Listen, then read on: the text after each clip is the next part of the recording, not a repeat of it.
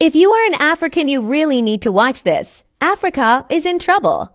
Sub-Saharan Africa has been fundamental to the global prosperity of the advanced countries. And Africa had a role to play. It has a role as a raw material producer. We will not allow Sub-Saharan Africa to escape that. Okay, we do everything to keep Sub-Saharan Africa where it is, also impoverished. It's absolutely vital for the prosperity of everyone else. So let's get clear about that. Okay, and this means all the economic structures, all the global institutions, and the economics we teach everyone is all designed to keep Africa exactly where it is. And whether it is Europe or US or now China, it's always the same. We need Africa to be impoverished because we need those raw materials and we need them dirt cheap. Okay, so that's the message. It doesn't mean to say that there's nothing Africans can do. Of course there is. This is what it's about. Because if Africa does do something different, I assure you living standards of all those in Europe and North America and Asia is going to fall. Okay? And that is a big price to pay.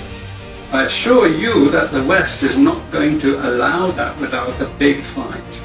Okay? So the job of many Western academics is to convince Africans they have to keep doing what they're doing. Okay? And to show them it's your fault that you're poor. It's not our fault. It's your fault that you're poor. You know? So this is what we do in academic institutions. We know the basic forces that have caused this underdevelopment.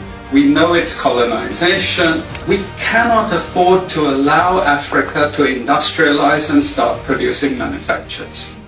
Okay, so we will do everything to stop that. And I'm going to show you how we actually block that. We had East Asian rapid industrialization processes. So in the earlier period, we had Japan and Korea and Taiwan. Okay, rapid growth, sucking in raw materials from Africa, driving up the prices. After those countries finished industrialization, then Sub-Saharan African growth rate again fell.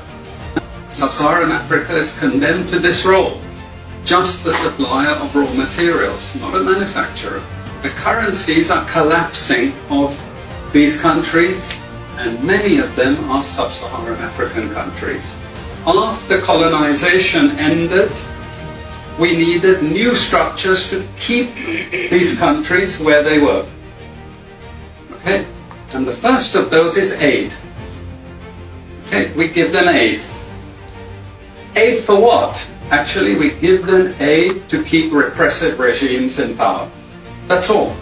All the hypocrisy about transparency and democracy and bullshit like that, it's all bullshit. But it would go to country after country offering loans.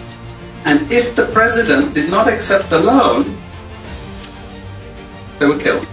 It's just economics. It's economic warfare. The rich declare war on the poor. It happens everywhere. It happens in a country. The rich control the government. Of course they do.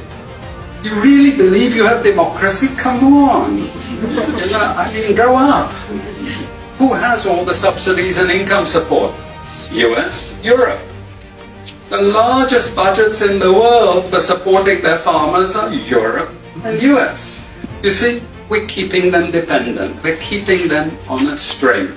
This next round of the WTO is designed to block that. To block anyone else getting on top of the ladder.